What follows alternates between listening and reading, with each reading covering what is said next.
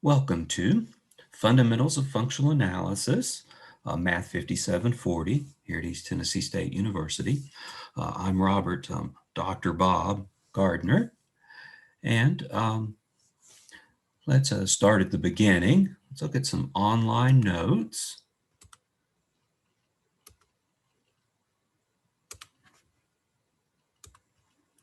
Posted on my website. So what we'll basically do is go through these notes and associated proofs in the videos for this class.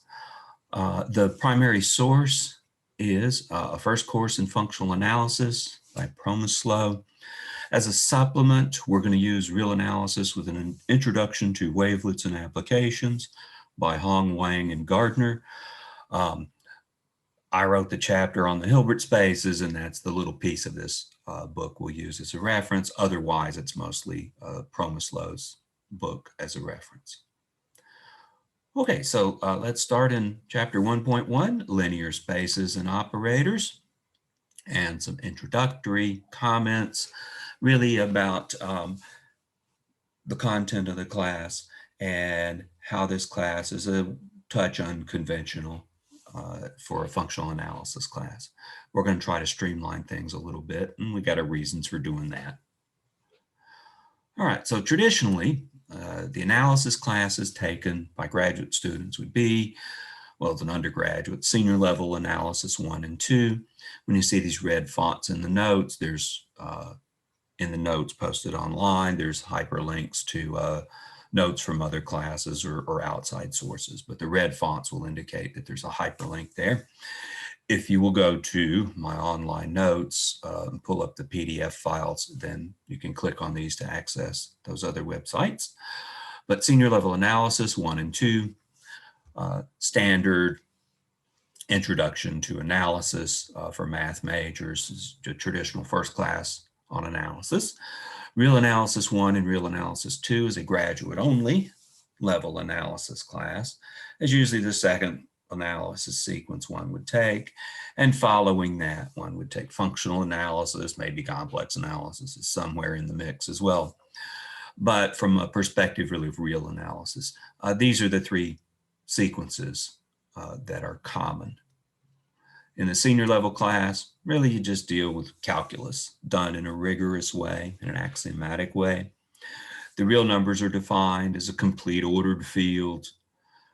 Limits, sequences, continuous functions, differentiability, Riemann integration, and sequences and series of functions are explored. How Riemann integration interacts, say, with a sequence or a series of functions is explored. But largely things that you look at in calculus, the calculus sequence, calculus 1 and 2, mostly single variable calculus. In graduate level analysis, do something entirely different.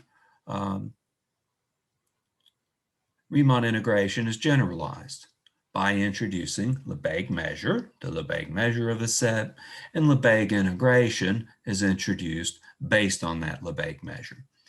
And a Real Analysis 1 class may be cataloged, described as including more, but pragmatically, it's usually an introduction to Lebesgue measure and Lebesgue integration, and then lots of properties of Lebesgue integration. Going beyond that, kind of pushing it for time in an Analysis 1, Real Analysis 1 class. Other topics included throughout a year of graduate real analysis might include metric spaces, maybe topological spaces, certainly Banach spaces and Hilbert spaces, and some additional measure theory. You might introduce signed measures, product measures, more generally abstract measures. Well, functional analysis involves Banach spaces, Hilbert spaces, and operators on these spaces. So functional analysis can overlap really with a Real Analysis 2 class, depending on whether the emphasis goes more on Banach and Hilbert spaces, or it goes more on measure theory, which is probably more traditional. And with these three sequences as background, a senior level analysis sequence, a graduate real analysis sequence, and a graduate functional analysis sequence, you're good to go For more advanced stuff, say a theoretical class in partial differential equations would require all this background. It requires the functional analysis as background.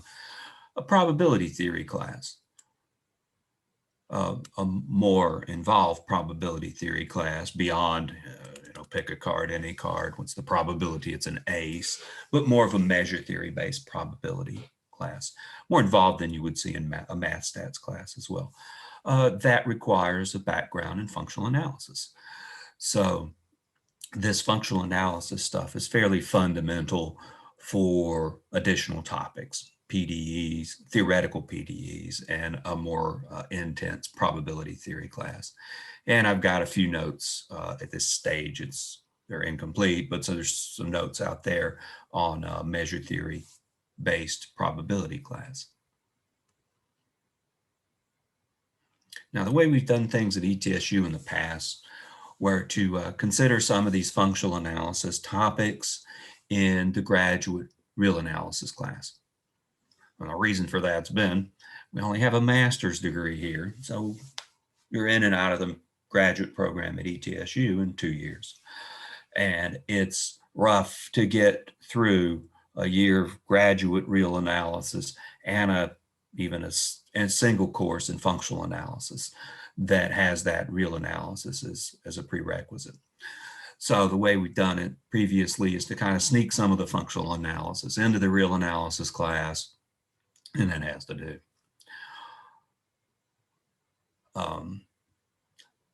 We've chosen for this class, though, Promislow's book, A First Course in Functional Analysis, which allows us to address several of the topics from functional analysis without a prior knowledge of measure theory or Lebesgue integration. Now, some details are going to be a little soft because of that. I can give you plenty of references to rigorous versions of all of this stuff. But basic facts about measurable functions and integrals are summarized in the text without going into great deal on rigorous proofs. But that's the nature of this class. So what we're going to do is arguably functional analysis light. We'll cover the topics, but there'll be some background that will be simply stated. If you have this background in a graduate real analysis sequence, and you're totally good to go. If not, we're going to make the best of it, as is necessary because we've only got a master's program here.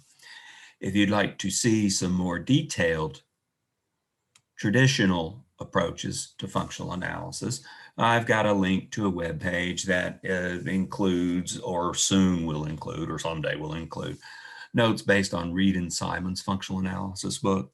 And this would be the traditional real analysis background type functional analysis class, and overlaps a great deal with what we're going to do in this class, but is a good deal more rigorous.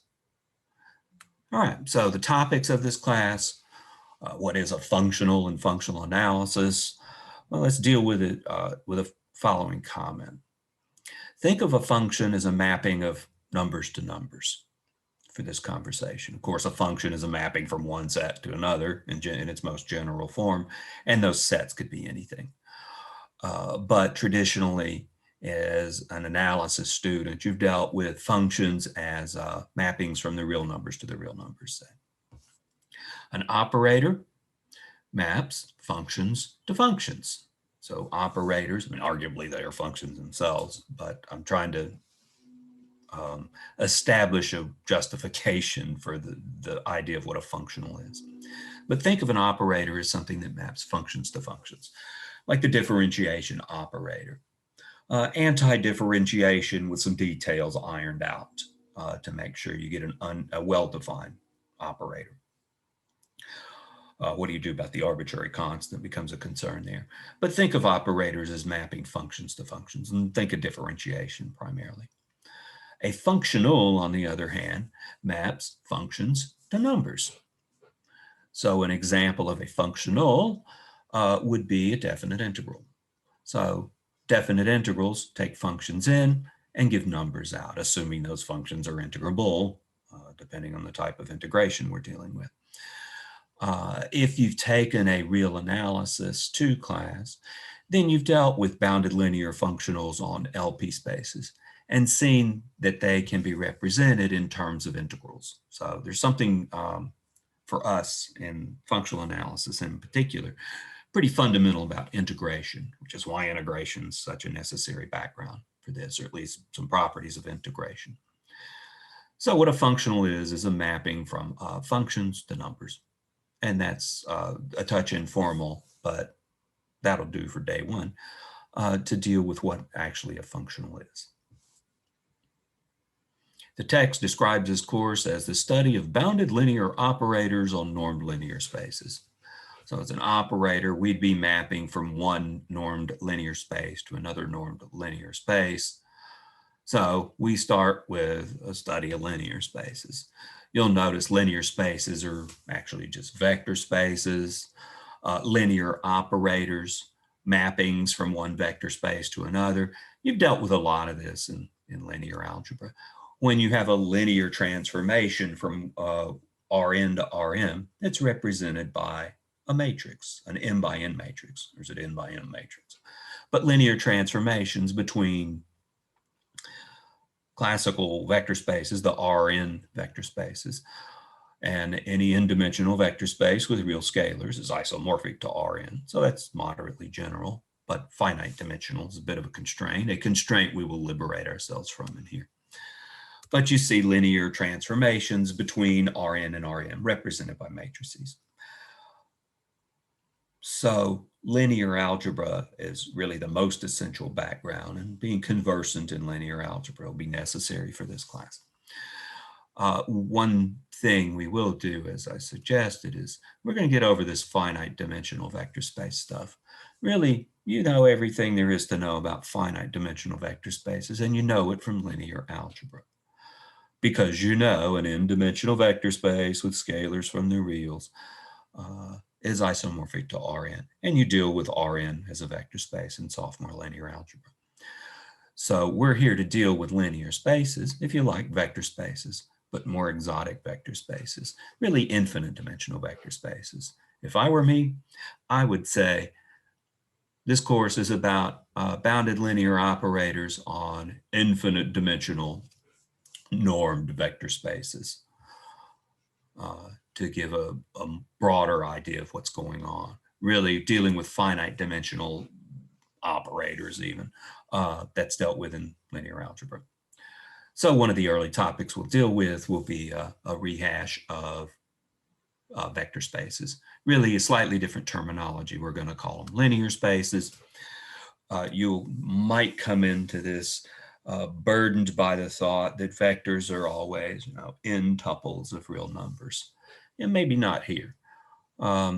Hopefully in sophomore linear algebra, you were exposed to the idea of a vector space where the vectors were functions, because that's what we're going to be all about here. The vectors will be functions. We could still have finite dimensional function spaces, but the more interesting ones will be infinite dimensional, and the vectors will be functions.